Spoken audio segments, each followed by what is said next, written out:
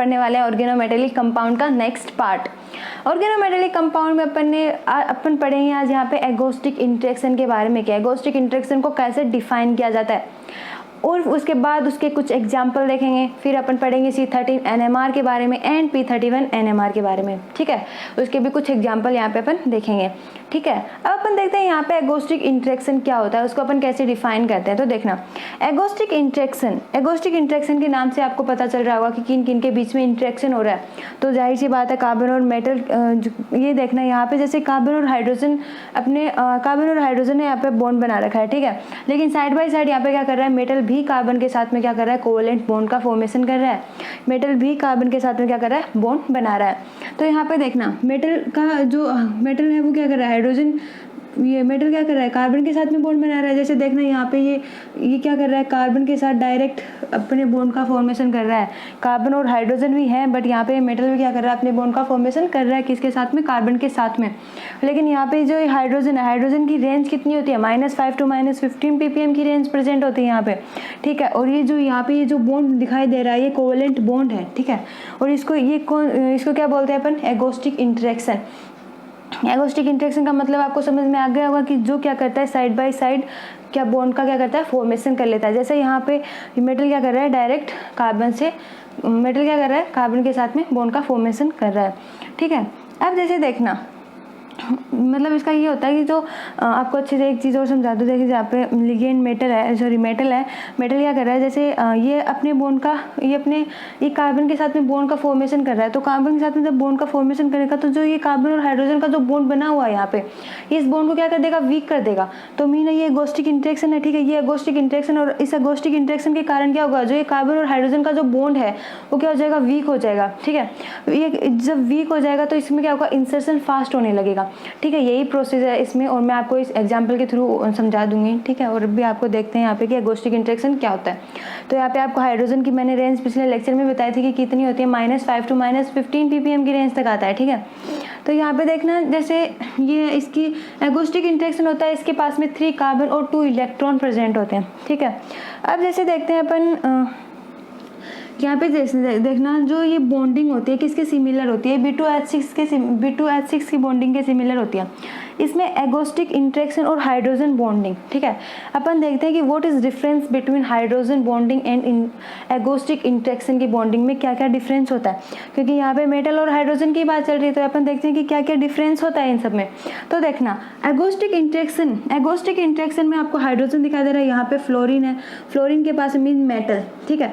Metal के पास में कितने लोन पेयर प्रेजेंट है, 2 लोन पेयर है यहाँ पे। तो ये अपने इलेक्ट्रॉन किसको डोनेट कर रहा है, किसके साथ में बॉन्ड बना रहा है, इसके पास साथ में, हाइड्रोजन के साथ में। तो इसके पास में कितने हैं, 3 कार्बन 2 इलेक्ट्रॉन है।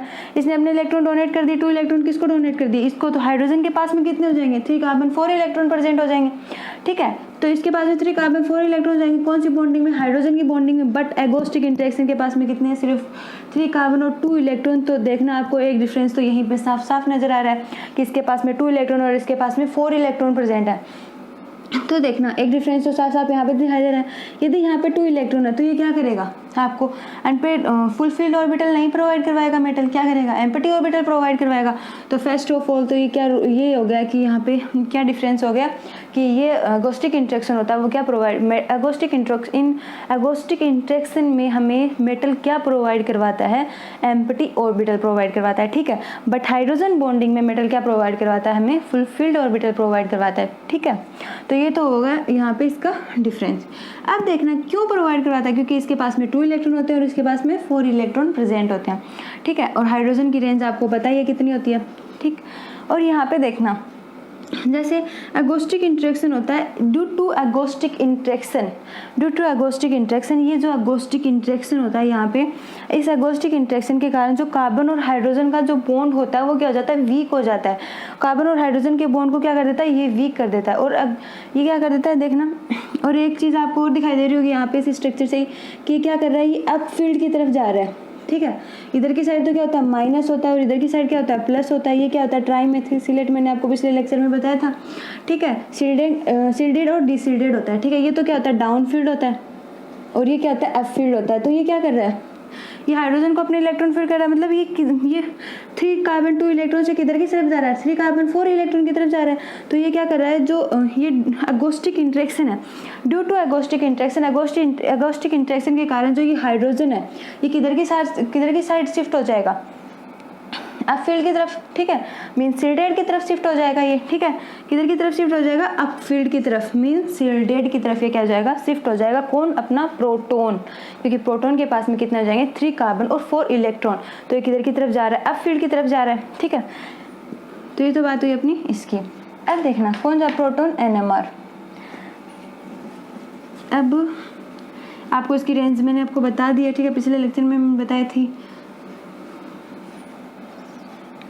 अब देखना इसकी जो इस एगोस्टिक इंटरेक्शन के कारण जो इसकी एसिडिटी होती है, ठीक है, due to agostic interaction the acidity of carbon hydrogen increase, लेकिन जो इसकी एसिडिटी होती है वो क्या होती है, इंक्रीज हो जाती है।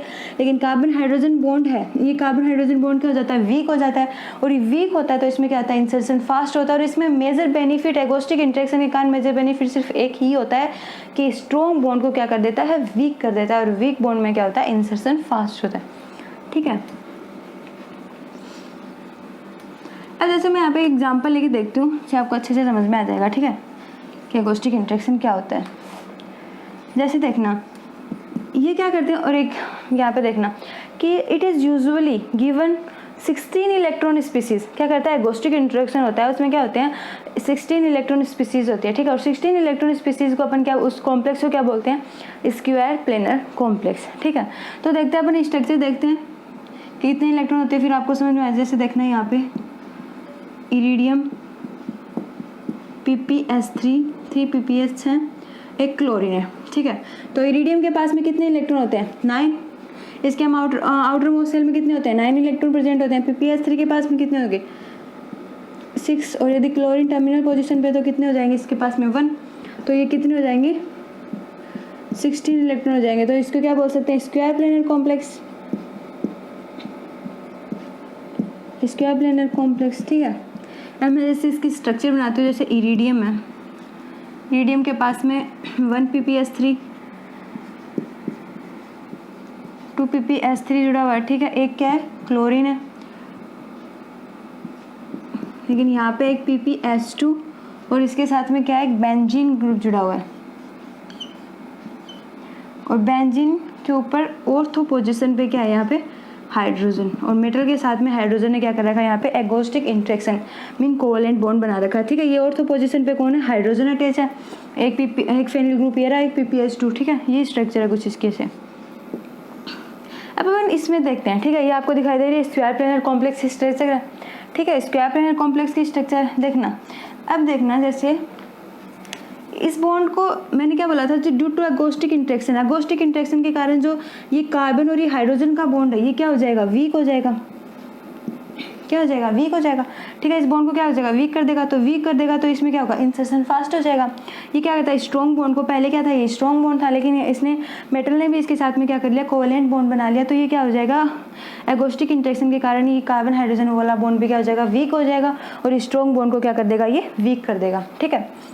इसका मेजर बेनिफिट यही है, ये स्ट्रॉन्ग को। अब देखना यहाँ पे एक तो ये देखना एक फेनिल ग्रुप है, मेटल के साथ में कौन सी पोजीशन पे जुड़ा हुआ है, सिन पोजीशन पे। तो हमेशा याद रखना कि सिन पोजीशन एगोस्टिक इंटरेक्शन, सिन पोजीशन पे ही एगोस्टिक इंटरेक्शन क्या होता है, प्रेजेंट होता है, ठीक है। सिन एगोस्टिक इंटरेक्शन होने के लिए उसे हमेशा क्या होना चाहिए, सिन पोजीशन पर ही प्रेजेंट होना चाहिए। यदि हाइड्रोजन इधर की साइड प्रेजेंट होगा, मीन एंटी पे होगा तो उसमें एगोस्टिक इंटरेक्शन प्रेजेंट नहीं होगा, और एगोस्टिक इंटरेक्शन प्रेजेंट होगा तो ये दोनों क्या होना चाहिए, सिन पोजीशन पे होना चाहिए हाइड्रोजन, ठीक है। तो ये क्या होगा, एगोस्टिक इंटरेक्शन, ठीक है। और ऑर्थो ये क्या है, ऑर्थो पोजीशन पे किसके नियर है, ये ऑर्थो पोजीशन के नियर है, और मेटल क्या कर रहा है अपने, देखना यहाँ पे जैसे क्या हो गया, ये ऑर्थो पोजीशन में पर है, और किसके नियर है, ये मेटल के नियर है, ठीक है। मेटल के पास में अटैच है, और क्या ऑर्थो पोजीशन पे और सिन पोजीशन है। स्क्वायर प्लेनर इसकी कॉम्प्लेक्स होती है, 16 इलेक्ट्रॉन्स पे प्रेजेंट होते हैं, वो क्या होता है, एगोस्टिक इंटरेक्शन। और एक मेजर बेनिफिट इसका क्या होता है, स्ट्रॉन्ग बॉन्ड को क्या कर देता है, वीक कर देता है, ठीक है। यही अपना क्या है। अब जैसे देखना, ये तो ये अपना एक एग्जाम्पल, और वीक बॉन्ड में इंसर्शन क्या होता है, फास्ट होता है, किसके कंपेयर में, स्ट्रॉन्ग बॉन्ड में, क्योंकि स्ट्रॉन्ग बॉन्ड में तो इंसर्शन होता ही नहीं है। अब जैसे देखना एक और एग्जांपल बताती हूँ। यहाँ पे जैसे देखना, यहाँ पे लिगेंड है, मेटल है, इसके पास में +1 है, सॉरी +2, ये हाइड्रोजन के साथ में अटैच है, और ये कार्बन -I, सही, ठीक है। अब देखना कार्बन हाइड्रोजन को कार्बन और ये हाइड्रोजन है, ठीक है। ये कार्बन और हाइड्रोजन बॉन्ड को वीक करने के लिए ये थर्ड पर्सन जो आता है, ये मेटल होता है, ये क्या करता है, थर्ड पर्सन इसके बीच में आ जाता है। किसको वीक करने के लिए, कार्बन और हाइड्रोजन को वीक करने के लिए, ठीक है। कार्बन और हाइड्रोजन के बॉन्ड को वीक करने के लिए थर्ड पर्सन इसके बीच में आ जाता है, कौन, मेटल, ठीक है। मेटल के पास, लेकिन देखना ये कार्बन और हाइड्रोजन का बॉन्ड तो वीक हो जाता है, लेकिन इसका जो ये कोऑर्डिनेशन नंबर होता है ना, जो ये कोऑर्डिनेशन नंबर होता है, ये क्या हो जाता है, इंक्रीज हो जाता है, ठीक है। इसका कोऑर्डिनेशन नंबर तो इंक्रीज हो जाता है, लेकिन कार्बन और हाइड्रोजन का जो बॉन्ड होता है वो क्या हो जाता है, वीक हो जाता है। और कार्बन हाइड्रोजन का बॉन्ड वीक होता है, तो उसके कारण इसमें क्या हो जाता है, इंसर्शन फास्ट हो जाता है, लेकिन स्ट्रॉन्ग बॉन्ड में इंसर्शन नहीं होता। आपको बस यही बात याद रखनी है, ठीक है। और ये क्या हो जाता है अपना ऑक्सीडेटिव एडिशन, ठीक है। ये क्या होता है, ऑक्सीडेटिव एडिशन, इसका क्या होता है, ऑक्सीडेशन कोऑर्डिनेशन नंबर तो क्या हो जाता है, इंक्रीज हो जाता है। बट अब जैसे देखना, मैंने आपको बताया था इरिडियम है, ठीक है। इरिडियम के ऊपर क्लोरीन है। एक नेक्स्ट एग्जांपल और बता देती हूँ कि मतलब कैसे उसके साथ में अटैच होगा, ऑर्थोमेटिलेशन, ठीक है। ऑर्थो पोजिशन पे प्रेजेंट होगा तो उसको क्या बोलते हैं, ऑर्थोमेटिलेशन, ठीक है। जैसे यहाँ पे PPS3 था, यहाँ पे PPS2, यहाँ पे एक बेंजीन अटैच था, इसके ऊपर हाइड्रोजन, और ये मेटल के साथ में क्या कर रहा था, मेटल के साथ में बॉन्ड बना रहा था, ठीक है। जैसे देखना एक और PPS3 है यहाँ पे, ठीक है। तो ये तो आपको पता है कौन सा बॉन्ड हो गया, वीक बॉन्ड हो जाएगा। अब देखना, जैसे मैं इसको एक ऐसे स्ट्रक्चर बना सकती हूँ, जैसे iridium PPS3 Cl PPS3 and यहाँ पे क्या हो गया, PPS2 के साथ में क्या है, फेनिल ग्रुप। तो ये क्या करेगा, इसके साथ में डायरेक्ट यहाँ पे अटैच है, और ये क्या करेगा, मेटल के साथ में डायरेक्ट अपना बॉन्ड बना लेगा, ठीक है। ये क्योंकि इसको वीक कर देता है, इस बॉन्ड को तो वीक कर देगा, तो ये क्या करेगा, इससे ऐसे बॉन्ड बना लेगा, ठीक है। तो इरिडियम के पास में कितने हैं, +3 ऑक्सीडेशन स्टेट। तो यहाँ पे देखना, जैसे इसको क्या बोलते हैं, ऑर्थोमेटिलेशन, क्योंकि यहाँ पे देखना ये क्या बना रहा है, ये ऑर्थोमेटिलेशन, ऑर्थो की पोजीशन पे ये, ठीक है। तो ये क्या बोल सकती हूँ मैं इसको, ऑर्थोमेटिलेशन, ठीक है। बिकॉज ऑर्थो पोजीशन पे इरिडियम आ जाता है, ऑर्थो पोजीशन पे क्या हो गया, इरिडियम आ गया, ठीक है।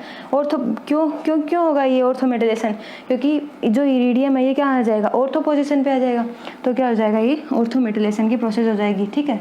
और इसमें कोई मेन चीज़ नहीं है, यही है बस, orthometalation and oxidative addition and also cyclometalation, ठीक है, बस यही है। और इसमें क्या होता है कि it has 18 ortho hydrogen, but ये सारे ऑर्थो हाइड्रोजन एक साथ पार्टिसिपेट नहीं करते, ठीक है। ओनली 1 हाइड्रोजन पार्टिसिपेट करता है इसमें, ठीक है। इसमें क्या होता है, 18 ऑर्थो हाइड्रोजन होते हैं, लेकिन ऑर्थोमेटिलेशन होते हैं, लेकिन ये सारे एक साथ में पार्टिसिपेट नहीं करते, सिर्फ एक टाइम में सिर्फ एक ही पार्टिसिपेट करता है, ठीक है। तो देखना ये एग्जाम्पल अपना, ठीक है। तो इस एग्जाम्पल में देखना कि जो ये इनर और आउटर प्रोटॉन है, इनर तो है, इसके क्या होंगे, ये मोर शील्डेड होंगे, किसके कंपेयर में, आउटर के कंपेयर में। क्यों, क्योंकि ये क्या है, इसके मेटल के पास में प्रेजेंट है, तो मेटल के पास में जितने प्रेजेंट होंगे, मेटल के पास में यदि प्रेजेंट होंगे तो क्या होंगे, वो मोर शील्डेड होंगे, मतलब वो अब फील्ड की तरफ शिफ्ट हो जाएंगे, ठीक है। किसके कंपेयर में, इसके जो आउटर के कंपेयर में, ठीक है। हाइड्रोजन आउटर के कंपेयर में, हाइड्रोजन जो इनर है वो क्या होगा, इनर साइड में जो प्रेजेंट है वो क्या होंगे, मोर शील्डेड होंगे, ठीक है। अब जैसे देखना इसमें क्या होता है कि जो मैंने आपको पिछले लेक्चर में बताया था कि यदि अपन अपन मेटल और लिगेंड को, जो ये मेटल और लिगेंड है, इसको क्या करेंगे, लो टेम्परेचर पर यदि अपन इसको रोटेट करवाएंगे तो लो टेम्परेचर पर रोटेट करवाने पे इसमें अपन को सिर्फ मतलब जो जितने सिग्नल होंगे वो अपने को साफ साफ दिखाई देंगे कि कितने सिग्नल इसमें प्रेजेंट है, ठीक है। लेकिन यदि अपन इसको हाई टेम्परेचर में यदि इसको रोटेट करवाएंगे तो अपने को सिर्फ वन सिग्नल दिखेगा, कि सिर्फ वन सिग्नल ही। मैंने आपको फैन का एग्जाम्पल भी दिया था कि इसमें जो थ्री ब्लेड होती है वो क्या करती है, यदि इसको अपन यदि अपन इसको स्लो करके रोटेट करवाते हैं तो अपने को साफ साफ दिखाई देता है कि इसमें 3 ब्लेड प्रेजेंट है, ठीक है। लेकिन अपने इसको फुल करके चलाते हैं तो इसमें आपको अपने को बिल्कुल दिखाई नहीं देता, अपने को सिर्फ ये पता चलता है कि सिर्फ इसमें एक ही सिग्नल प्रेजेंट है, सिर्फ इसमें एक ही ब्लेड है जो रोटेट हो रही है, ठीक है। तो इसमें यहाँ पे देखना जो रोहिडियम है, यदि अपन इसको लो टेम्परेचर पे यदि इसको रोटेट करवाएंगे, लो टेम्परेचर पे रोटेट करवाएंगे तो हमें क्या करेंगे, 2 सिग्नल दिखाई देंगे। वन तो किसके देंगे, 4 हाइड्रोजन इनर के, और 1 किसके देंगे, 4 आउटर के, ठीक है। तो 1 सिग्नल फॉर इनर और 1 सिग्नल आउटर के। लेकिन यदि अपन इसको हाई टेम्परेचर पे यदि रोटेट करवाएंगे तो हाई टेम्परेचर पे रोटेट होगा तो आप वही वाली बात, इसमें भी अपने को 1 सिग्नल ही प्रेजेंट होगा, ठीक है। 1 सिग्नल ही यहाँ पे इसको अपने को दिखाई देगा। तो ये एग्जाम्पल यही है इसमें, ठीक है। इसमें लो टेम्परेचर और हाई टेम्परेचर से आपको पता चल जाएगा कि यदि लो टेम्परेचर पे यदि रोटेट करवाएंगे तो हमें क्या करेंगे, जितने सिग्नल उसमें प्रेजेंट होंगे वो हमें साफ साफ दिखाई देंगे। लेकिन यदि हम उसको हाई टेम्परेचर में यदि उसको रोटेट करवाएंगे तो हमें सिग्नल सिर्फ 1 सिग्नल उसमें वहाँ पे प्रेजेंट होगा, ठीक है। अब जैसे देखना नेक्स्ट आता है अपना, नेक्स्ट अपन पढ़ेंगे तो अपना एगोस्टिक इंटरेक्शन में इतना ही, ठीक है। अब अपन देखते हैं C13 NMR के बारे में कि C13 NMR क्या होता है। मैंने पिछले लेक्चर में आपको प्रोटॉन NMR भी पढ़ाया था, ठीक है, तो उससे कुछ रिलेटेड ही है। जैसे अपन देखते हैं यहाँ पे C13 NMR देखना, C13 NMR क्या होता है। C13 NMR में क्या होता है कि I नॉट इक्वल टू होता है किसके, 0 के। तो ये क्या हो जाएगा, NMR active, I not equal to mean NMR active. तो अपन देखते हैं कि NMR एक्टिव क्यों होता है, ये I इज इक्वल टू क्यों नहीं है 0 के। जैसे देखना कार्बन होते हैं वो 2 टाइप के होते हैं, ठीक है। कार्बन वो 2 टाइप के होते हैं, कार्बन 13 एंड कार्बन 12 है, ठीक है। Carbon 12 and carbon 13। कार्बन 12 में क्या होता है, ये क्या होता है, I इसका जो स्पिन होता है वो किसके इज इक्वल टू होता है, 0 के। लेकिन कार्बन 13 का किसके होता है, नॉट इक्वल टू होता है किसके, 0 के। ये किसके होता है, I इसकी स्पिन होती है हाफ के इक्वल, ठीक है। इसकी स्पिन किसके इक्वल होती है, हाफ के इक्वल होती है, ठीक है। तो यहाँ पे देखना ये carbon 12 I is equal to 0 क्यों है, देखना क्योंकि इसकी जो नेचुरल अबुंडेंस होती है, ठीक है, कार्बन 12 की जो नेचुरल अबुंडेंस होती है वो क्या होती है, इसके कंपेयर में ज़्यादा होती है, ठीक है। इसकी नेचुरल अबुंडेंस कितनी होती है अपन निकाल के देखेंगे, लेकिन देखना इसकी नेचुरल अबुंडेंस होती है 98.9% होती है इसकी नेचुरल अबुंडेंस किसकी, कार्बन 12 की। लेकिन इसकी कितनी होती है, 1.1% होती है, ठीक है। इतनी बात आपको समझ में आई। लेकिन कार्बन 12 जो होता है, ठीक है, मैंने आपको बताया था कि जो कार्बन 12 है जिसका मास नंबर कम्प्लीटली 4 से डिविजिबल होता है, वो क्या होता है अपना 4 से डिविजिबल होता है, वो क्या होता है वो 4 से डिविजिबल होता है, वो non magnetic and NMR inactive होता है, ठीक है। जो कम्प्लीटली जिसका मास नंबर कम्प्लीटली 4 से डिविजिबल होता है वो NMR inactive and non magnetic होता है, ठीक है। लेकिन जिसका 4 से डिविजिबल नहीं होता है, ठीक है, जिसका 4 से डिविजिबल नहीं होता है, कार्बन 13 का 4 से डिविजिबल नहीं होता है, तो इसका कितना होता है, तो ये क्या होता है, क्या होता है, NMR एक्टिव एंड मैग्नेटिक होता है, ठीक है। तो ये बात आपको समझ में आ गई। अब देखते हैं इसमें क्या होता है, जो इसका सिग्नल क्यों नहीं आता है, क्योंकि देखना जैसे अपने एक सैंपल लेते हैं, ठीक है, NMR ट्यूब लेते हैं यहाँ पे, जैसे देखना CH4 की लेते हैं, यहाँ पे CH4 को मैं जब इसमें इंसर्ट करवाऊंगी, ठीक है, और कितने 1000 मॉलिक्यूल, तो यहाँ पे किसके, जैसे अपन C13 का निकालते हैं तो 1.1% का जब निकालेंगे, 1.1% ऑफ 1000 किसके लिए, C13 NMR के लिए, ठीक है। C13 NMR के लिए निकालेंगे तो 1.1 अपॉन 1000 इंटू 1000, तो इसका कितना हो जाएगा, ये कैंसिल हो जाएगा तो कितना बचा 11, ठीक है। तो इसका कितनी आ गई, 11 आ गई। तो इसमें NMR सिग्नल इजीली आ जाएंगे। लेकिन इसमें क्या आ सकते हैं, इसका NMR सिग्नल आ जाएगा क्योंकि इसमें तो ये जो इसकी नेचुरल अबुंडेंस है वो क्या है, बहुत ज़्यादा है, तो इसमें NMR सिग्नल नहीं आ सकेगा। जैसे मैं इसमें निकाल के देखती हूँ 9.91 1000 मॉलिक्यूल इंटू 1000, तो ये कैंसिल आउट हो जाएंगे, तो कितने बचेंगे 989, ठीक है। तो कितने अपना NMR सिग्नल नहीं आ सकेगा इसमें से, ठीक है। एक रीज़न तो इसका ये होता है। और अपन देखना नेक्स्ट देखते हैं, जैसे यहाँ पे एक होता है, इसमें क्या होता है, जो गायनोमेट्री रेशियो होती है ना इसका, वो क्या होता है, वो भी इसका क्या होता है, कम होता है, ठीक है। गायनोमेट्री रेशियो होता है, जैसे देखना यहाँ पे ये तो NMR एक्टिव, एक सेकेंड, ये तो NMR होने की कंडीशन हो गई इसकी। अब जैसे देखना ये क्या होता है, C जो 13 होता है ना, वो लेस देन होता है किससे, हाइड्रोजन से भी लेस देन होता है। क्यों? क्योंकि देखना इसका भी जो नेचुरल अबुंडेंस होता है ना, वो क्या होता है, एक तो इसका नेचुरल अबुंडेंस कम होता है, ओनली 1.1% होता है, किसके कंपेयर में, हाइड्रोजन के कंपेयर में। एक इसका गायनोमेट्री रेशियो होता है ना, वो भी किससे कम होता है, हाइड्रोजन से कम होता है। तो देखना इसका गायनोमेट्री रेशियो मैं फॉर्मूला बताती हूँ आपको, जैसे देखना है यहाँ पे μ=γ/2π/B0, ठीक है। ये इसका क्या होता है, फॉर्मूला होता है। तो इसका जो गायनोमेट्री रेशियो होता है, ये गामा होता है, क्या होता है, गायनोमेट्री रेशियो होता है। तो गामा का देखना है यहाँ पे, जैसे कार्बन 13 के लिए जो गामा होता है, गामा कार्बन 13 का कितना होता है, 10.705 होता है, ठीक है। बट हाइड्रोजन के लिए कितना होता है गामा, 425.7 होता है, ठीक है। तो किसका ज़्यादा हो गया, हाइड्रोजन का, तो लेस देन कौन हो गया, कार्बन 13, ठीक है। एक रीजन ये होता है, एक तो गायनोमेट्री रेशियो और नेचुरल अबुंडेंस, तो दोनों किसकी ज़्यादा होती है, हाइड्रोजन की ज़्यादा होती है, ठीक है। वो तो उसकी क्या थी, कंडीशन थी। लेकिन ये क्या बता रहे हैं कि ये किससे लेस देन है, ये कार्बन 13 लेस देन है किससे, हाइड्रोजन से, ठीक है। अब क्यों देखना, अब यहाँ पे देखना, जैसे अपन हाइड्रोजन का यदि 10 to 15, इस हाइड्रोजन का यदि अपन 10 to 15 मिलीग्राम सैंपल लेते हैं ना NMR के लिए, तो भी इसका जो NMR आता है ना, वो कितनी में आता है, 30 सेकेंड में आ जाता है, ठीक है, 30 सेकेंड में आ जाता है ओनली। लेकिन यदि इसका अपन 40 to 50 मिलीग्राम सैंपल लेते हैं ना, तो इसका कितने में आता है, 30 मिनट में आता है, 30 मिनट में इसका क्या करता है, सैंपल निकल के आता है NMR का, ठीक है। तो ये भी इसमें क्या हो गया, एक इसका रीजन हो गया, ठीक है, कि ये किसके कंपेयर में कम है, C13 NMR हाइड्रोजन के कंपेयर में, ठीक है। अब जैसे देखना अपन इसमें एग्जांपल देखते हैं C13 NMR का। C13 NMR है, जिसमें देखना यहाँ पे जैसे CS3 है, CS3, CS2 और यहाँ पे एक क्लोरीन ग्रुप जुड़ा हुआ है, ठीक है। तो यहाँ पे देखना ये एग्जाम्पल है। तो एक तो सबसे पहले आप याद रखना कि कार्बन 13 होता है, उसमें अपने को जैसे भी सिग्नल देखने होते हैं, तो जितने कार्बन क्या होंगे, जितने क्या होंगे, डिफरेंट नंबर ऑफ कार्बन होंगे, जितने डिफरेंट नंबर ऑफ कार्बन होंगे उतने क्या होंगे, सिग्नल होंगे। जैसे देखना CS3 और CS2 है, ठीक है, 2 कार्बन है, तो साफ पहले तो आप ये देख लेना कि यहाँ पे क्या हो जाएंगे, 2 सिग्नल प्रेजेंट हो जाएंगे, क्योंकि यहाँ पे क्या है, 2 डिफरेंट कार्बन प्रेजेंट है, तो यहाँ पे क्या हो जाएंगे, 2 सिग्नल प्रेजेंट हो जाएंगे। एक तो इसका हो जाएगा और एक इसका हो जाएगा, ठीक है।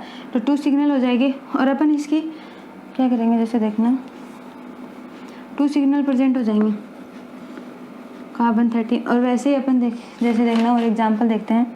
जैसे आपको मैं एग्जांपल यहाँ पे लिखती हूँ, निकल है, ठीक है, निकल के पास में कोबाल्ट और कोबाल्ट, 4 कोबाल्ट प्रेजेंट है, ठीक है, एक निकल और 4 कोबाल्ट प्रेजेंट है। वैसे तो यदि अपन देखें तो 10 2 कितने हो गए, 18 हो गए, ठीक है, 18 इलेक्ट्रॉन यहाँ पे प्रेजेंट है। लेकिन यहाँ पे यदि अपन सिग्नल निकालें तो सिग्नल कैसे निकालेंगे, सिग्नल इनका देखेंगे कि कितने सिग्नल है, कितने, मैंने बोला था जितने कार्बन डिफरेंट होंगे, जितने नंबर ऑफ कार्बन डिफरेंट होंगे उतने क्या होंगे, उसमें सिग्नल प्रेजेंट होंगे। लेकिन यहाँ पे देखना सारे सेम ग्रुप है, सारे सेम है, कोबाल्ट, तो ये क्या सेम एनवायरनमेंट है, ठीक है, चारों सेम प्रेजेंट है, तो ये क्या हो गया, सेम एनवायरनमेंट हो गया। तो मैंने आपको बताया था कि सेम एनवायरनमेंट होता है, उसमें सिग्नल क्या होता है, ओनली 1 आता है। तो इसमें सिग्नल कितना आ जाएगा, 1 आ जाएगा, ठीक है, कितना आ जाएगा, सिग्नल ओनली 1 आएगा इसमें, क्योंकि इसका क्या है, सेम एनवायरनमेंट प्रेजेंट है यहाँ पे, ठीक है। अब अपन जैसे नेक्स्ट एग्जाम्पल देखते हैं। नेक्स्ट एग्जाम्पल है, यहाँ पे फ्लोरीन अटैच है, ठीक है, मेटल के साथ में एक और 5 मेंबर रिंग प्रेजेंट है, ठीक है। अब देखना ये भी इसके साथ में अटैच है।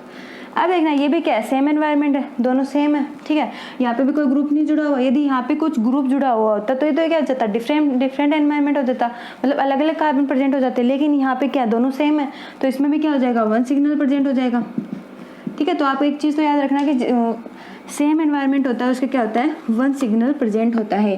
ठीक है, अब अपन नेक्स्ट एग्जांपल देखते हैं।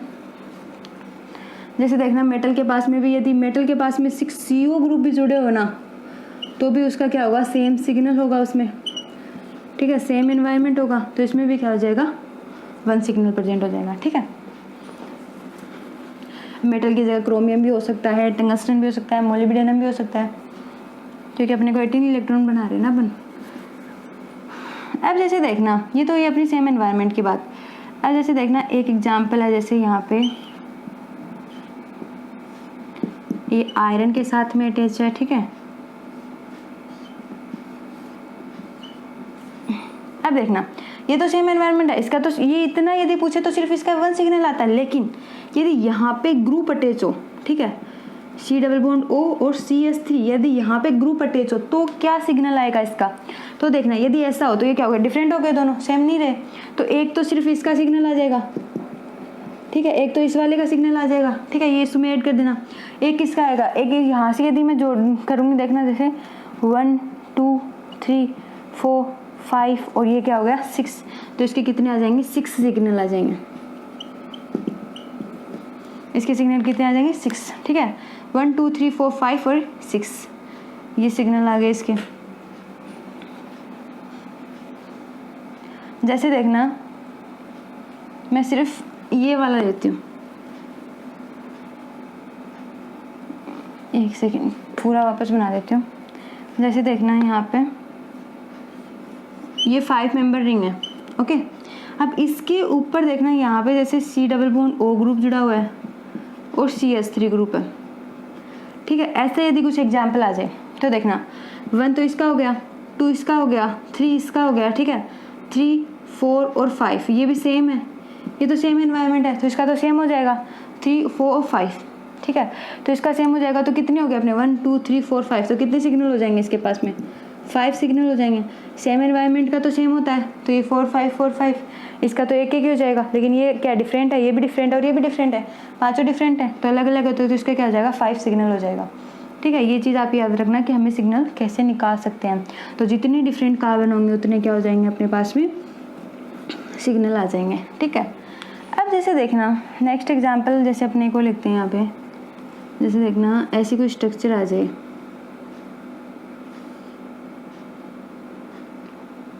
ये कोई ऐसी स्ट्रक्चर है।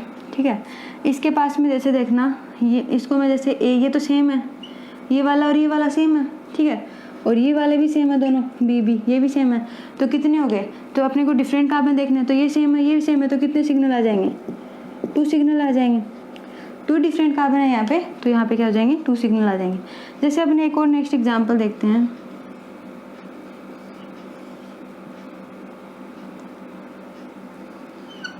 ये देखना ये आपको 3 दिख रहे हैं, एक ये वाला, एक ये वाला और एक ये वाला। ठीक है, एक तो 1 तो ये हो गया, 3 सिग्नल 3 एनवायरनमेंट हो गए। देखना एक ये वाला और एक ये वाला, तीनों क्या है सेम है, और ये वाला जो ये वाला ये क्या डिफरेंट है, ए वाला डिफरेंट है, एक ये सही ये सेम है, ये भी सेम है और ये भी सेम है, ये तीनों क्या है सेम एनवायरनमेंट है। ठीक है, बी जैसे मैंने जिसको डिनोट किया वो क्या सेम है, लेकिन ये ए वाला क्या है डिफरेंट है, तो ए वाले के कितने हो जाएंगे यहाँ पे, ए और बी कितने हो जाएंगे 2 हो जाएंगे, तो क्या हो जाएंगे यहाँ पे 2 सिग्नल प्रेजेंट हो जाएंगे। ठीक है, आपको सिर्फ ये ध्यान देना है कि मतलब कितने डिफरेंट कार्बन है। सबसे पहले आपको ये देखना है कि कितने डिफरेंट कार्बन है, फिर आप इजीली उसमें सिग्नल निकाल सकोगे। ठीक है, अब जैसे देखना यहाँ पे जैसे अपन एग्जांपल लेते हैं, यहाँ पे आयरन है। ठीक है, आयरन के ऊपर 1 कोबाल्ट। अब इसमें देखते हैं अपन एक्सियल और इक्वेटोरियल पोजीशन देखते हैं। ठीक है, CO एक CO यहाँ पे अटैच है, एक CO यहाँ पे अटैच है। ठीक है, अब जैसे देखना इसकी स्ट्रक्चर जब मैं बनाऊंगी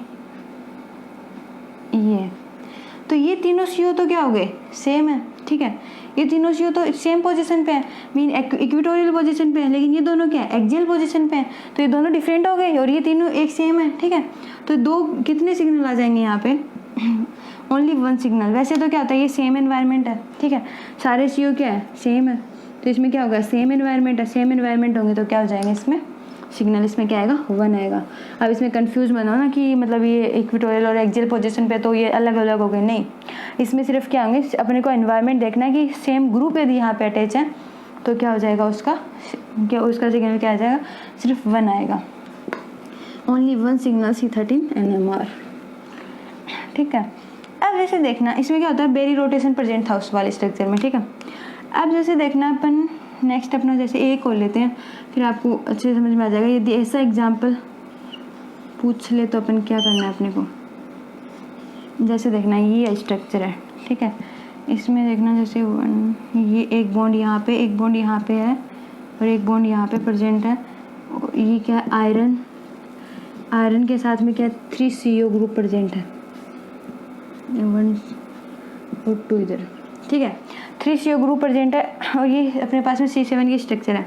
ठीक है, C7 है तो इसके पास में क्या होगा देखना, जैसे मैं इसको जैसे अपने इसको नंबरिंग देते हैं, जैसे 1 2 3 4 5 6 और 7। ठीक है, एक तो देखना 3 CO है तो इसका तो आपको पता चल रहा होगा, 3 CO है, सेम एनवायरनमेंट है तो इसका तो 1 सिग्नल तो आप वैसे ही ऐड कर लो कि इसका 1 सिग्नल हो गया। ठीक है, ये तो बात तो इस वाले की। अब इस वाले का देखते हैं, ये आपको क्या दिखाई दे रहा है, इट्टा 4 मैंने आपको बताया था, इट्टा 4 है, यहाँ पे 4 इलेक्ट्रॉन प्रेजेंट है तो इसको क्या लिखते हैं, इट्टा 4। हेप्टासिटी मैंने आपको जब पढ़ाई थी पिछले लेक्चर में तो मैंने आपको बताया था कि यहाँ पे 4 इलेक्ट्रॉन प्रेजेंट है तो क्या हो जाएगा, इट्टा 4 कौन से मोड पे है, जैसे देखना इट्टा 4 मोड का कितना हो जाएगा, 1 सिग्नल हो जाएगा, इसका पूरे का कितना हो जाएगा, 1 सिग्नल। ठीक है, अब देखते हैं अपन इस वाले रिंग में देखते हैं कि कहाँ अपने को कौन से डिफरेंट कार्बन नजर आ रहे हैं। ठीक है, जैसे देखना एक तो 1 CO का हो गया सिग्नल इस वाले का। ठीक है, मैं नोट कर रही हूँ, आप देख लेना कि कैसे हो रहे हैं। एक यहाँ पे अकेला ये C7, ये भी डिफरेंट है तो एक किसका हो जाएगा, C7 का सिग्नल हो जाएगा। ठीक है, और एक C1 और C4 का हो जाएगा, इट्टा 4 जो मोड है उस वाले का हो जाएगा C1 और C4 का 1 सिग्नल हो जाएगा। एक C2 और C3 का, ये भी सेम है तो इसका हो जाएगा C2 और C3 का सिग्नल हो जाएगा। ठीक है, एक C5 और C6 का हो जाएगा, C5 और C6 का सिग्नल हो जाएगा। ठीक है, ये तो इट्टा 4 वाला तो आपको समझ में आ गया कि इसमें क्या हो जाएगा, जो इट्टा 4 वाला है वो क्या करेगा, 1 and 4 are attach, so 1 ligand binding, ये क्या आ रहा है 1 लिगेंड बाइंडिंग, तो इसका सिग्नल क्या आ जाएगा, 1 आ जाएगा। ठीक है, एक ही लिगेंड से बाइंड कर रहे हैं ये 4 इट्टा 4 तो इसमें क्या आ जाएगा, 1 सिग्नल आ जाएगा। तो इसके कितने सिग्नल हो गए, आप जोड़ ली 1 2 3 4 और 5 सिग्नल, तो इसमें कितने प्रेजेंट हो जाएंगे, और एक इसका हो गया 6 सिग्नल, तो इसके पास में कितने सिग्नल हो जाएंगे, 6 सिग्नल प्रेजेंट होंगे। ठीक है, ये हो गया अपना इसका एग्जाम्पल। अब एक और अपन एग्जाम्पल लेके देखते हैं रोहेडियम का। ठीक है, C13 NMR का एग्जाम्पल है रोहेडियम का। जैसे देखना रोहेडियम होता है, मैं आपको इसमें स्प्लिटिंग निकालने सिखाऊंगी। ठीक है, कि अपन स्प्लिटिंग कैसे निकालते हैं। ठीक है, सिग्नल आ जाते हैं, सिग्नल के थ्रू अपन स्प्लिटिंग कैसे निकालेंगे किसी भी एग्जाम्पल में। तो देखना जैसे रोहेडियम है, रोहेडियम के पास में कितने होते हैं, 100% नेचुरल अबुंडेंस होती है इसकी। ठीक है, ये भी क्या होता है, I = ½ के होता है। ठीक है, तो देखना अपन जब ये देखना जैसे स्ट्रक्चर है RH रोहेडियम C triple bond O। ठीक है, C13 NMR कितना हो जाएगा, इसका NMR कितना हो जाएगा, C13 NMR कितना हो जाएगा, 1, इसका 1 सिग्नल है। यदि टर्मिनल CO जुड़ा हुआ है, ये क्या है, ये जो CO प्रेजेंट है ये क्या है, टर्मिनल पोजीशन पे होगा, तो इसका टर्मिनल पोजीशन पे यदि CO जुड़ा है तो उसका कितना होगा, 1 सिग्नल होगा। देखना आप एक तो यहाँ पे याद रख लीजिए चीज़ कि यदि टर्मिनल पे CO जुड़ा है, टर्मिनल ग्रुप पे यदि एक CO जुड़ा हुआ है, 1 CO यदि टर्मिनल ग्रुप पे है तो उसका कितना हो जाएगा, 1 सिग्नल हो जाएगा। ठीक है, यदि ब्रीजिंग पोजीशन पे ब्रीजिंग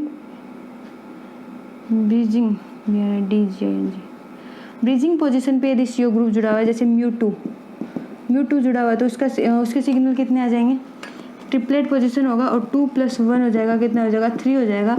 तो वो ट्रिपलेट मैं आपको आगे समझा दूंगी कि कैसे हुआ है। ठीक है, और यदि μ3 आता है तो 3 + 1 कितना हो जाएगा, 4, तो मीन क्वाड्रेट, ये याद रखना आप।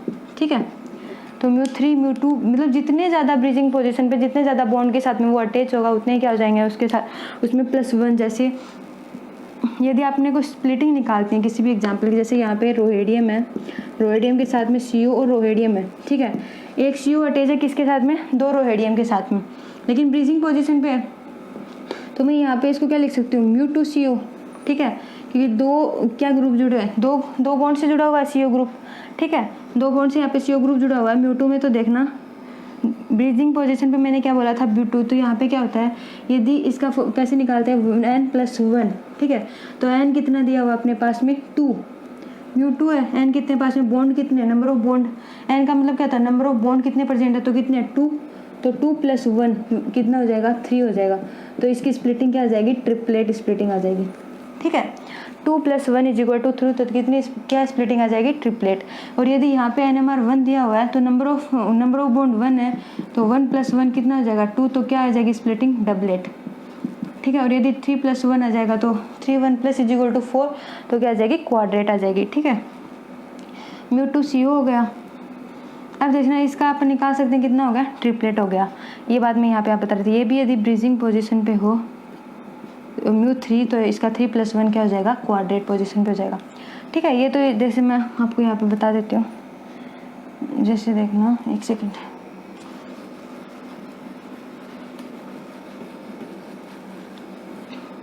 μ3 का अपन जैसे देखते हैं, एक CO ग्रुप है, ठीक है, रोहेडियम 3 रोहेडियम के साथ में अटैच है, ब्रीजिंग पोजीशन है, ठीक है। तो स्प्लिटिंग कितनी होगी इसके, 3 है, μ3 की जगह 3+1 = 4, तो क्या हो जाएगा, क्वाड्रेट। कौन सी पोजीशन हो जाएगी, कौन सी स्प्लिटिंग हो जाएगी, क्वाड्रेट स्प्लिटिंग, ठीक है। अब जैसे देखना, अपन और एग्जांपल लेते हैं यहाँ पे। ये तो मैंने आपको नॉर्मली समझा दिया, अब अपने एग्जांपल लेके समझते हैं कि कैसे एग्जांपल आ जाएगा, तो अपने को उसमें अपनी स्प्लिटिंग कैसे निकालेंगे, ठीक है। जैसे देखना, यहाँ पे RH रोहेडियम है, ठीक है, रोहेडियम, यहाँ पे एक CP ग्रुप है, यहाँ पे भी CO ग्रुप है, 1 CP और CO ग्रुप अटैच है, ठीक है। और ये क्या है, ब्रीज बना हुआ है, RH, इसके साथ में भी CO और एक CP है, ठीक है। तो इसमें देखते हैं अपन सिग्नल कैसे आते हैं। तो मैंने बताया था कि जो सेम एनवायरनमेंट होता है उसका 1 सिग्नल आता है, तो CO है वो सारे सेम एनवायरनमेंट में, तो इसका क्या हो गया, 1 सिग्नल हो जाएगा। इसका क्या हो जाएगा, 1 सिग्नल, तो 3 CO का कितना हो जाएगा, 1 सिग्नल आ जाएगा, ठीक है, बिकॉज तो क्या हो जाएगा, डबलेट हो जाएगा। यदि 3 CO है तो नंबर ऑफ कि क्या सारे टर्मिनल पोजीशन पे, मैंने बताया था जो टर्मिनल पोजीशन पे होता है उसका कितना आता है, सिर्फ 1 सिग्नल आता है। यदि ब्रीजिंग पोजीशन पे जुड़े होते हैं तो मेटल का तो अपने को निकालते नहीं, अपन लिगेंड का निकाल रहे हैं सिग्नल।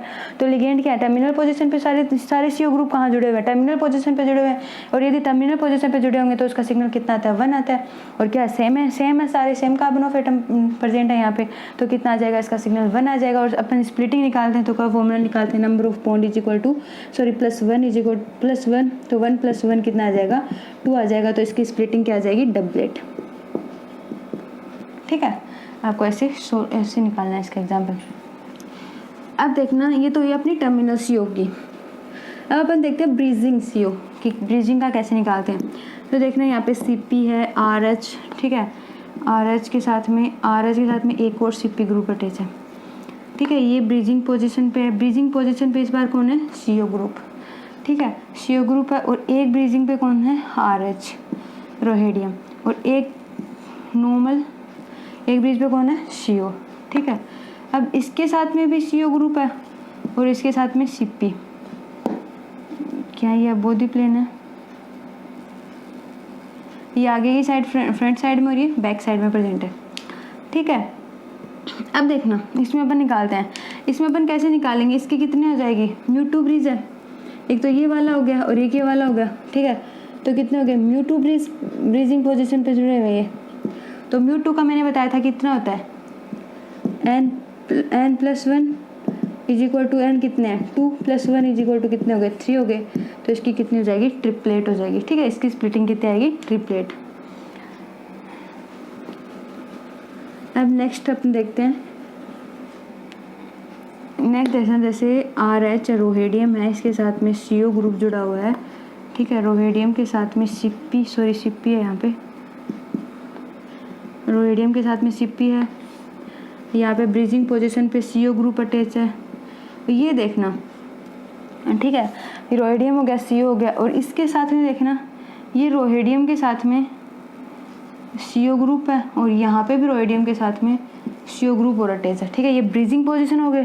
तो कितने बॉन्ड बना रहा है ये, CO के साथ में कितने बॉन्ड बना रहा है, 2 बॉन्ड बना रहा है। तो क्या 3 CO गिव्स कितने हो गए, 3 CO कितने देंगे, 1 सिग्नल देंगे, ठीक है। μ2 CO है यहाँ पे, μ2 CO है तो कितने देंगे, ओनली 1 सिग्नल, ओनली 1 सिग्नल। तो 1 सिग्नल देंगे तो 2 + 1 3 CO विल गिव, ये 3 CO है ना, ये तो क्या करेंगे 1 सिग्नल देंगे अपने को। लेकिन यहाँ पे ब्रीजिंग पोजीशन पे भी है μ2, तो कितना हो जाएगा 2 + 1 = 3, तो क्या हो जाएगा ट्रिपलेट हो जाएगा, ठीक है। ये आपको एग्जांपल समझ में आ गए होंगे। अब ये तो बात हुई अपनी C13 NMR की, ठीक है। अब आप एग्जांपल इजीली निकाल सकते हो, ठीक है। स्प्लिटिंग भी अपन ने देख ली C13 NMR में, और इसके भी एग्जांपल देख लिए। अब अपन देखते हैं P31 NMR, ठीक है। P31 NMR में क्या होता है, P31 NMR, तो देखना P31 NMR का भी I किसके इक्वल टू होता है, हाफ के इक्वल टू होता है, ठीक है। ये भी नॉट इक्वल टू होता है किसके, 0 के। इसकी जो नेचुरल अबुंडेंस होती है वो भी 100% होती है, मतलब मिनिमम होती है, ठीक है, कम भी होती है 100%, इसलिए इसका NMR सिग्नल इजीली आ जाता है। तो ये क्या होता है इसका H1 NMR। तो देखना जैसे एग्जांपल लेते हैं, यहाँ पे जैसे देखना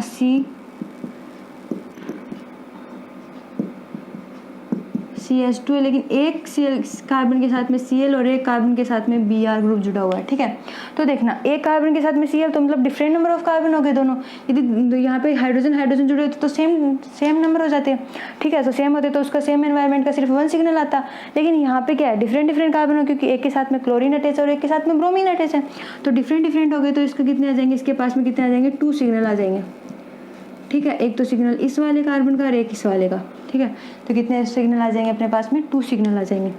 तो ऐसे ही अपने को निकालना है, ठीक है। जैसे देखना 2HA और 2HB और 2HA, जैसे ये अपने इलेक्ट्रॉन, इसको यहाँ पे देखते हैं 2HA के पास में कितने हैं, 2HA कितने हैं, 2 और HB कितने हैं 2। तो यहाँ पे मैं H निकाल सकती हूँ। तो 2 + 1 जब अपने इसकी स्प्लिटिंग निकालते हैं तो यहाँ पे 2HA दे रखे हैं, तो 2 नंबर ऑफ बॉन्ड है +1 = 3, तो कितनी होगी, ट्रिपलेट स्प्लिटिंग होगी। तो मैं यहाँ पे T लिख सकती हूँ। और इसकी भी कितनी हो जाएगी, 2 + 1, तो HB की निकाल रहे हैं यहाँ पे, तो ये भी क्या हो जाएगी, ट्रिपलेट हो जाएगी स्प्लिटिंग इसकी, क्योंकि ये 2 दिए हुए हैं, +1 करेंगे तो क्या हो जाएंगे, 3 हो जाएंगे, ठीक है। तो ट्रिपलेट स्प्लिटिंग हो जाएगी इसके। तो 2HA की, ये किसकी आ जाएगी, 2HA की, और ये किसकी आ जाएगी, 2HB की, ठीक है। अपन ऐसे निकालेंगे, ये आपको समझ में आएगा। जैसे अपन देखते हैं इसमें कपलिंग कैसे करते हैं, ठीक है। जैसे देखना C है, यहाँ पे PA ग्रुप और C के साथ में PB है, ठीक है।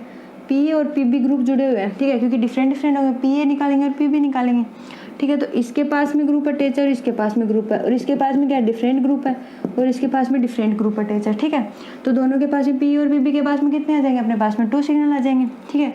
तो PA और PB कितने आएंगे, 2 सिग्नल आएंगे। यदि यहाँ पे देखना डबलेट भी हो सकते हैं, जैसे PA है और PB है, ठीक है। PA का क्या हो जाएगा, डबलेट हो जाएगा, क्योंकि यदि इसके पास में 1 नंबर ऑफ, जैसे यहाँ पे 2 है तो यहाँ पे क्या आ जाएगा, 1 आ जाएगा। तो 1 + 1 कितना हो जाएगा, 2 हो जाएगा। तो ये क्या हो जाएंगे, डबलेट हो जाएंगे दोनों, ठीक है। तो ये क्या हो जाएंगे, दोनों डबलेट हो जाएंगे। वैसे ही मैं यहाँ पे आपको बता रही हूँ कि दोनों डबलेट हो जाएंगे। तो ये PB आ जाएगा, इसका PB का निकालेंगे, और ये PA का, ठीक है। ओके, ये बात आपको समझ में आ गई इतनी। अब अपन देखते हैं जैसे इसकी लॉन्ग रेंज कपलिंग होती है, ठीक है, P31 NMR की। अब अपन इसमें एग्जांपल देखते हैं, इसी में अपन एग्जांपल देखते हैं विल्किंसन कैटालिस्ट का। आपने नाम सुना होगा विल्किंसन कैटालिस्ट का। अपन उसका एग्जांपल देके देखते हैं यहाँ पे, फिर आपको बहुत ही अच्छे से समझ में आ जाएगा, ठीक है।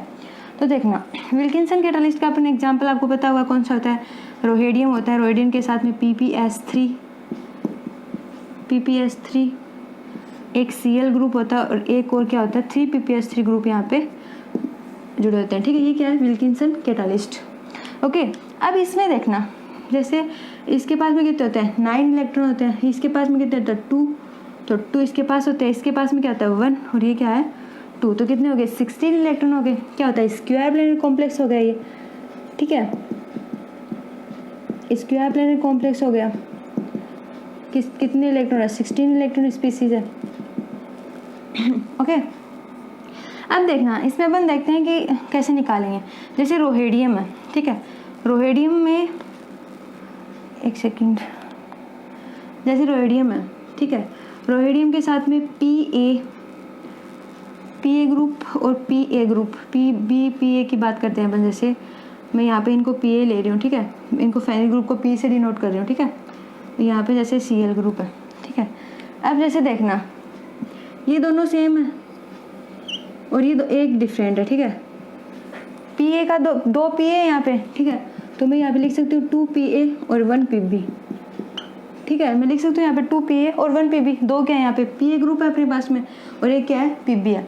तो जब अपन पी ए पी बी का निकालेंगे और पी ए का निकालेंगे, ऐसे निकालते हैं ना अपन, तो पी वन का कितना निकालेंगे, 1 + 1 कितना होता है, 2 होता है, तो यहाँ पे क्या आ जाएगा, 1 + 1 2 होता है, तो कितना आ जाएगा, जैसे देखना इसको रफ कर देते एक बार, देखना जैसे 2A 2BB है, तो मैंने आपको सिग्नल स्प्लिटिंग निकालना बताया था, यहाँ पे कितना है, 1 है, नंबर ऑफ 1, तो 1 + 1 इज कितना होगा, 2 हो गया, तो क्या हो जाएगा, डबलेट हो जाएगा। तो 1 PB का निकाल रहे हैं, तो PB का कितना हो जाएगा, यहाँ पे डबलेट हो जाएगा, मैं यहाँ पे लिख सकती हूँ डबलेट, ठीक है, रोहेडियम के लिए भी डबलेट हो जाएगा, रोहेडियम के लिए भी डबलेट हो जाएगा, और इसके लिए भी पी के लिए भी क्या हो जाएगा, पी के लिए भी क्या हो जाएगा, ये डबलेट हो जाएगा, क्योंकि यहाँ पे सिर्फ क्या है, 1 है। अब देखना अपन इसका निकालते हैं, जैसे 2 का निकालते हैं, तो 2 देखना 2 + 1 कितना हो जाएगा, 3, तो मीन क्या हो जाएगा, ट्रिपलेट। 2 + 1 = कितना होता है, 3 होता है, तो कितना हो जाएगा, ट्रिपलेट। तो ट्रिपलेट में यहाँ पे क्या लिख सकती हूँ, इसके लिए निकालते हैं, तो पी ए के लिए कितना हो जाएगा, यहाँ पे क्या हो जाएगा, टी हो जाएगा, किसके लिए, पी ए के लिए, पी ए के लिए, तो पी ए कितने हैं, 2 हैं, और रोहेडियम के लिए निकालेंगे तो कितना है, एक, रोहेडियम के लिए कितना है, पीबी कितना है, सिर्फ 1 है, तो पीबी का निकालेंगे तो कितना हो जाएगा, यहाँ पे जो 2 पी है ना, वो तो देखना 2 पी हैं, तो एक पीबी के लिए निकाल रहे हैं, तो सिर्फ एक पीबी है यहाँ पे, पीबी के लिए निकालेंगे तो क्या हो जाएंगे, दोनों डबलेट आ जाएंगे, ठीक है, 1 + 1 = 2, तो डबलेट आ जाएंगे, रोहेडियम के लिए भी डबलेट आ जाएगा, रोहेडियम के लिए भी डबलेट आ जाएगा, और इसके लिए फेनिल ग्रुप के लिए भी क्या आ जाएगा, डबलेट आ जाएगा। लेकिन यहाँ पे अपन क्या कर रहे हैं, यहाँ पे इसके लिए ट्रिपलेट क्यों है, क्योंकि 2 + 1 पी ए के लिए निकाल रहे हैं, तो पी ए कितने हैं, 2 है, तो पी ए के लिए निकालेंगे तो कितने आ जाएंगे, ट्रिपलेट आ जाएगी, 2 + 1 = 3 होता है, ठीक है। लेकिन यदि अपन इसके लिए, ये तो पी ए के लिए निकाला, यदि रोहेडियम के लिए निकालेंगे तो कितना आ जाएगा, 1 PB है, तो 1 + 1 कितना होता है, डबलेट हो जाएगा, तो ये इसका कितना PB, सॉरी रोहेडियम के लिए कितना आ जाएगा, ट्रिपलेट आ जाएगा, ठीक है। तो ये तो बात हुई अपनी इसकी। तो RH कपल्ड करेगा किसके साथ में, RH coupled proton, D coupled P31 NMR। ये तो आपको समझ में आ गया होगा। यदि 2A 1 PB, जिसमें क्या आएगा, ट्रिपलेट, और ये क्या ऐसे क्या करते हैं अपने इसकी स्प्लिटिंग निकालते हैं, किसके लिए, रोहेडियम के लिए और फेनिल के लिए अपने निकाली। PA की अपने को पता है, PA की कितने पास है, ट्रिपलेट है, ठीक है, 2 + 1 2 PA यहाँ पे प्रेजेंट है, तो 2 + 1 कितने हो जाएंगे, 3 हो जाएंगे, तो ट्रिपलेट हो जाएगी। और यदि रोहेडियम के लिए निकालेंगे तो कितनी है, 1, तो 1 + 1 = कितना हो जाता है, 2, तो 2 के लिए अपन क्या स्प्लिटिंग क्या होती है, डबलेट होती है, ठीक है। और इसमें क्या दोनों क्या होंगे, डबलेट हो जाएंगे, रोहेडियम के लिए भी और फेनिल के लिए भी, क्योंकि अपन क्या निकाल रहे हैं, पीबी के लिए निकाल रहे हैं। जैसे देखना, ये मैंने इधर एरो का निशान लगा रखा है, ठीक है, इधर एरो का निशान लगा रखा है, तो पीबी के लिए निकाल रहे हैं, तो पीबी कितना प्रेजेंट है, सिर्फ 1, तो पीबी 1 है, तो 1 + 1 = 2 हो जाएगा, चाहे रोहेडियम के लिए निकालो चाहे फेनिल के लिए निकालो, इस पे इसके पास स्प्लिटिंग सिर्फ इतनी है, ठीक है, ठीक है, इस पर नंबर ऑफ बॉन्ड इतनी है, तो इसकी स्प्लिटिंग भी क्या आएगी, डबलेट आएगी, ठीक है। लेकिन पीबी के लिए यदि अपन ये क्या कर रहे हैं, यहाँ पे अपन 2 PA के लिए निकाल रहे हैं, तो PA अपने पास में क्या दिए हुए हैं, 2 PA दिए हुए हैं, तो यदि 2 दिए होंगे तो अपने 2 + 1 = कितना हो जाता है, 3 हो जाता है, तो इसकी स्प्लिटिंग कितनी आ जाएगी, ट्रिपलेट आ जाएगी, ठीक है। और यदि डबलेट के लिए निकालेंगे, सॉरी रोहेडियम के लिए निकालेंगे, यदि रोहेडियम के निकालेंगे तो रोहेडियम क्या PB 1, तो 1 + 1 = 2। ओके देन, ये तो बात हुई अपनी रोहेडियम विल्किंसन कैटलिस्ट का अपने क्या लिया यहाँ पे एग्जाम्पल। तो जिसकी जे वैल्यू ज़्यादा होती है वो उतना ही कपल्ड पहले करेगा, ठीक है, जिसकी जे वैल्यू ज़्यादा होगी ना, मतलब कपल्ड क्या होता है, जे वैल्यू, कपल्ड को अपन जे से डिनोट करते हैं, ठीक है, तो जिसकी जितनी ज़्यादा जे वैल्यू होगी वो क्या करेगा, कपल्ड उतना ही पहले करेगा, ठीक है। अब जैसे देखना, कपलिंग को इग्नोर करते हैं, डीकपल्ड होता है, ठीक है, जो कपलिंग को इग्नोर करता है वो क्या होता है, डीकपल्ड होता है। जैसे देखना, अपन नेक्स्ट एग्जाम्पल लेते हैं यहाँ पे, रोहेडियम के पास में, सॉरी यहाँ पे क्या है DPPE, एक CO है और एक Cl है, ठीक है, एक रोहेडियम है। अब देखना इसमें नंबर ऑफ सिग्नल कितने दिखाई दे रहे हैं आपको 2, क्योंकि एक तो देखना जैसे मैं इसकी स्ट्रक्चर बनाती हूँ RH एक CO के साथ में और एक Cl है, ठीक है, और 2 क्या है ये DPP, ठीक है। तो इसकी स्ट्रक्चर आपको समझाना, एक तो P के सामने क्या है CO और एक P के सामने क्या है Cl, तो कितने सिग्नल आ जाएंगे यहाँ पे 2 सिग्नल आ जाएंगे। तो 2 सिग्नल आएंगे तो इसकी स्प्लिटिंग क्या होगी 2 + 1 = 3, तो क्या हो जाएगी स्प्लिटिंग ट्रिपलेट, ठीक है। ऐसे निकाल लेना आपको, क्योंकि देखना एक P के सामने तो क्या है CO और एक P के सामने क्या है Cl, तो different number of carbon attach है यहाँ पे। तो देखना 2 डबलेट, जैसे यहाँ पे इसके लिए अपन निकालेंगे जैसे 1Pa, एक तो 1Pa ये है 1Pa एंड 1Pb, क्योंकि 1Pa PB P और PB, तो 1Pa 1PB के पास में भी ये इनका तो सेम होगा, आपको दिखाई दे रहा होगा, क्योंकि same number of atom same number of bond यहाँ पे जुड़े हुए हैं। तो 1 + 1 = कितना होगा 2 होगा, तो 2 हो जाएगा, तो क्या हो जाएगा डबलेट हो जाएगा। तो डबलेट रोहेडियम के लिए भी हो जाएगा और किसके लिए हो जाएगा DPP के लिए भी हो जाएगा, ठीक है। इसमें भी वैसे हो जाएगा 1 + 2, तो ये क्या हो जाएंगे दोनों डबलेट हो जाएंगे, किसके लिए रोहेडियम के लिए और फेनिल के लिए, ठीक है। तो ये बात हुई अपनी इसकी। अब जैसे देखना अपन नेक्स्ट एग्जांपल देखते हैं यहाँ पे, सॉरी, अब नेक्स्ट एग्जांपल लेके देखते हैं अपन विल्किंसन कैटालिस्ट में ही लेते हैं अपन, इस बार अपन इरिडियम का लेते हैं, ठीक है। जैसे देखना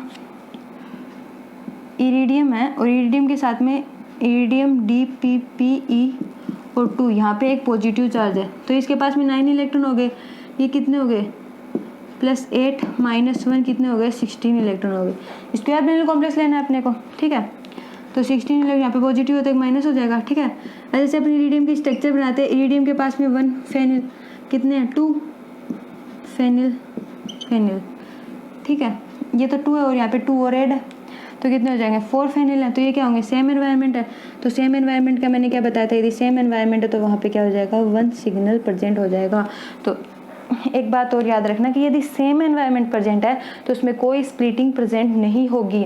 फर्स्ट ऑफ ऑल आपको एक चीज़ हमेशा याद रखना, जब भी आप सिग्नल या स्प्लिटिंग निकालो तो एक चीज़ देख लेना कि यदि वो नंबर ऑफ डिफरेंट कार्बन यदि वहाँ पे अटैच हैं, ठीक है, तो ही उसमें क्या करेंगे स्प्लिटिंग निकालेंगे। सेम एनवायरनमेंट यदि वहाँ पे प्रेजेंट होगा तो उसमें स्प्लिटिंग प्रेजेंट नहीं होगी, ठीक है। तो ये तो बात है इसकी। अब अपन सीसो ट्रांस देखते हैं, इसमें स्क्वायर प्लेन कॉम्प्लेक्स में अपन सीसो ट्रांस निकाल के देखते हैं कि सीसो ट्रांस में कितनी स्प्लिटिंग आती है। जैसे देखना PT है, प्लेटिनम के पास में 2 Cl ग्रुप अटैच हैं, ठीक है, प्लेटिनम के पास में 2 CH ग्रुप है और 2 PRC ग्रुप है, ठीक है। ये एग्जाम्पल है, ये क्या 16 इलेक्ट्रॉन, ये तो क्या दोनों क्या है ट्रांसपोजिशन पे, मतलब डिफरेंट साइड में प्रेजेंट है। और यदि एक अपन देखें यहाँ पे प्लेटिनम, यदि ये Cl दोनों क्या हो सेम साइड में हो, PR3 भी सेम साइड में अटैच हो, ठीक है, तो इसमें देखना ये क्या हो जाएंगे, ये क्या हो जाएगी अपनी सिस हो जाएगी और ये क्या हो जाएगी ट्रांस। तो इसमें देखना अपन कैसे निकालेंगे, तो इसमें क्या ओनली 1 सिग्नल है, ठीक है, 1 सिग्नल होगा इसमें। वैसे तो डिफरेंट कार्बन है यहाँ पे, सेम एनवायरनमेंट नहीं है, लेकिन इसमें सिग्नल क्या होगा सिर्फ 1 होगा, ठीक है, ओनली 1 सिग्नल। तो 1 सिग्नल होगा तो 1 = 1 कितना हो जाएगा डबलेट हो जाएगा, ठीक है। ऐसे इसमें होगा ओनली 1 सिग्नल, 1 + 1 = कितना हो जाएगा डबलेट हो जाएगा। तो इसकी स्प्लिटिंग क्या हो जाएगी डबलेट। ऐसे नहीं है कि 1 सिग्नल आ जाएगा तो उसका अपन सिग्नल स्प्लिटिंग नहीं निकाल सकते। सेम एनवायरनमेंट देखना है कि यदि सेम एनवायरनमेंट है तो अपन उसकी स्प्लिटिंग नहीं निकाल सकते। यदि डिफरेंट एनवायरनमेंट है, यदि उस वहाँ पर जुड़ा हुआ है तो अपन उसकी स्प्लिटिंग ईजिली निकाल सकते हैं, ठीक है। अब जैसे देखना,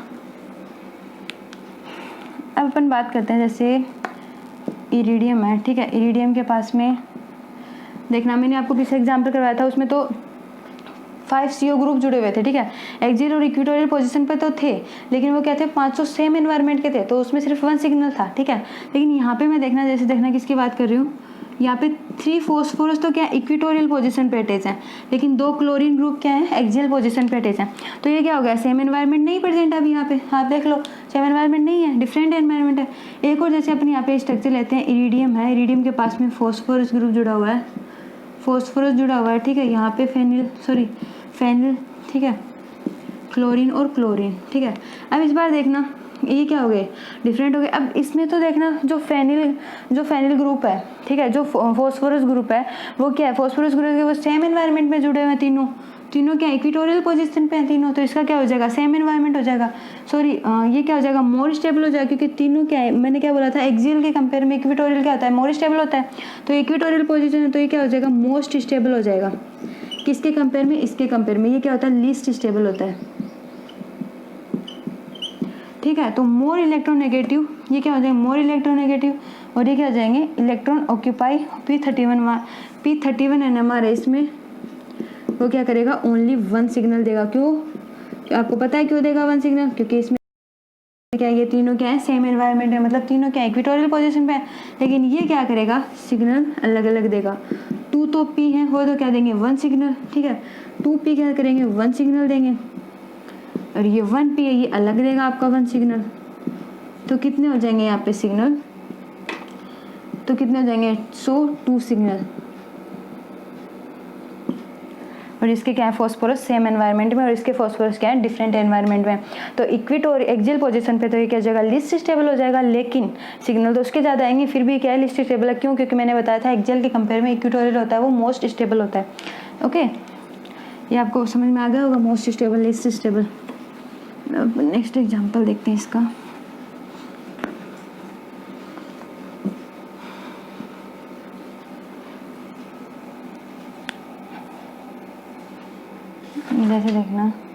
जैसे देखना एक सेकेंड अच्छे से रफ कर देते हैं इसको। जैसे देखना यहाँ पे क्या है कि P है, फॉस्फोरस है, इसके पास में 2 लोन पेयर अटैच हैं, ठीक है, और यहाँ पे 3 हाइड्रोजन अटैच हैं। तो देखना ये क्या है, इसके पास में क्या है, नेगेटिव साइन, सॉरी ये क्या है, नेगेटिव। क्यों है नेगेटिव, क्योंकि यहाँ पे क्या है, 2 लोन पेयर अटैच हैं।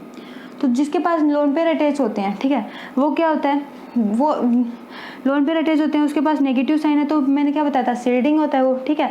पॉजिटिव साइन होता है वो क्या होता है, वो क्या होता है, डीशील्डेड होता है। जैसे यहाँ पे यदि यहाँ पे देखना, यहाँ पे क्या है, पॉजिटिव चार्ज है, यहाँ पे क्या है, लोन पेयर एब्सेंट है।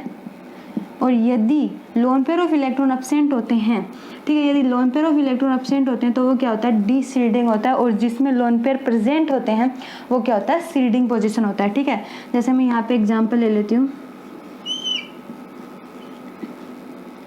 सॉरी यहाँ पे नहीं अटैच है, यहाँ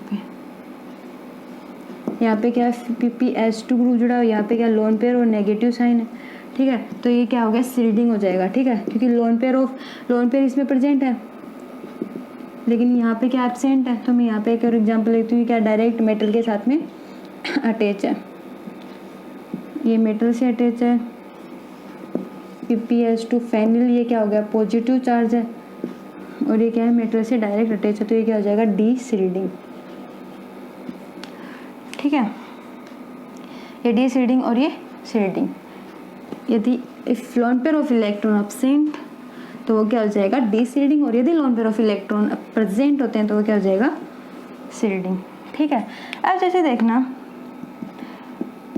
इसमें देखते हैं अपन कि मोर स्टेबल और लेस स्टेबल कौन होता है। मैंने बताया था कि हाइड्रोजन के कंपेयर में जो एल्किल ग्रुप होता है वो क्या होता है, मोर स्टेबल होता है, चाहे लोन पेयर प्रेजेंट हों, लेकिन इसमें भी लेस स्टेबल और मोर स्टेबल होता है। तो ये तो क्या है, लेस स्टेबल है, और ये क्या है, एल्किल ग्रुप क्या होता है, मोर स्टेबल होता है, ठीक है।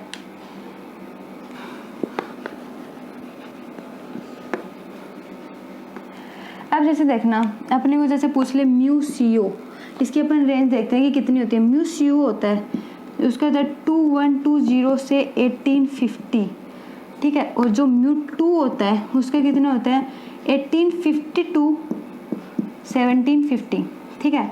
और जो μ3 होता है उसका होता है 1730 6020। ये क्या होता है, इसकी ब्रिजिंग पोजीशन होती है, ठीक है। आप पूछ लो कि μCO कितना होता है, तो 2120 1850, और यदि μ2 के लिए निकालना होता है 1852 7050, और μ3 के लिए तो 7030 to 6030, ठीक है।